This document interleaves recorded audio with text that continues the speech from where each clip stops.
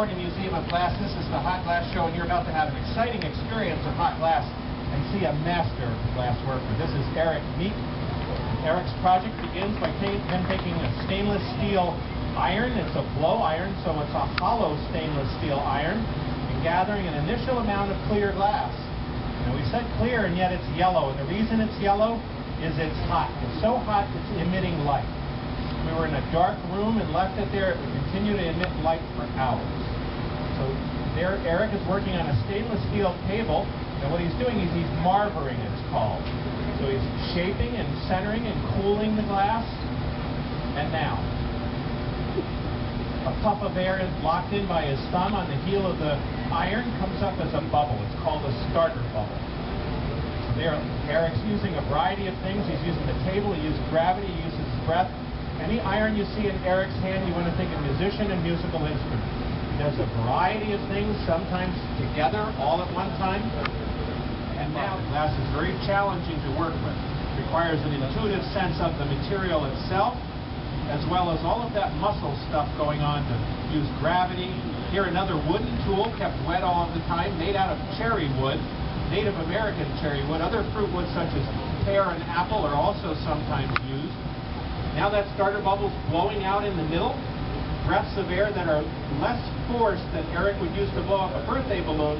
It's not about force, it's about the volume of air required. And now hand shaping that glass with a steam pad. It's a graphite wrapped piece of felt. Blowing it out, and now with the heat you see those little points of light, and they're from that memory that the glass has of the mold that Eric dropped into earlier.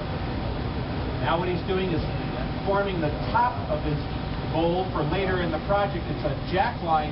Well, technically it's a breakaway line, if you like, and those stainless steel tools lubricated with little beeswax are making a constriction.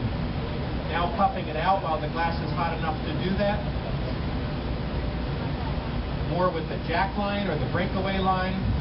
That's for later in the project when we transfer it. Eric works on the top of the bowl.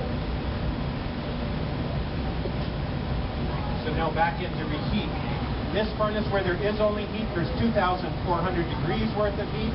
When you look in from over there, it looks like the sun's inside that chamber, doesn't it? And that's because it's 1/4 of the surface temperature of the sun.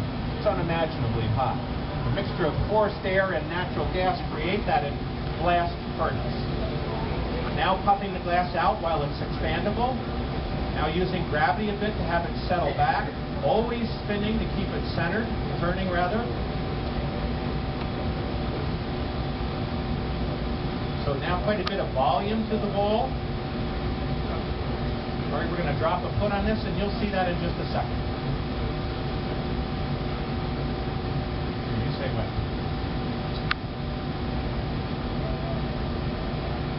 So what Eric's doing is gauging the heat of the piece.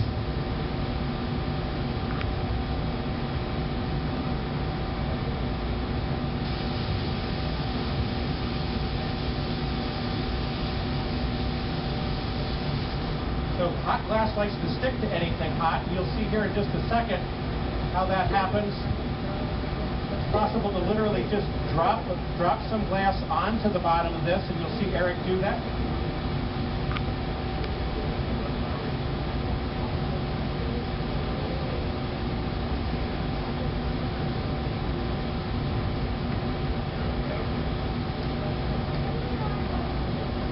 Eric gets it where he likes it. Drops it on there. He's got what he likes. He's back into the furnace to heat that, or rather to a wooden paddle to flatten that, shape it. While it's hot, it's a little bit like hot taffy.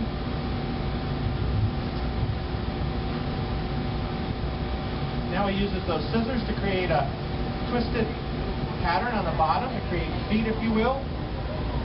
How about that? Isn't that something? That's so hot, it's like being near the hottest bonfire you can imagine and multiplying it by about 10. Right, here it is. See it happen? And watch what he does out of that crisis situation. How about that? Isn't that something? How about that? That's worth a round of applause, isn't it? Pretty better.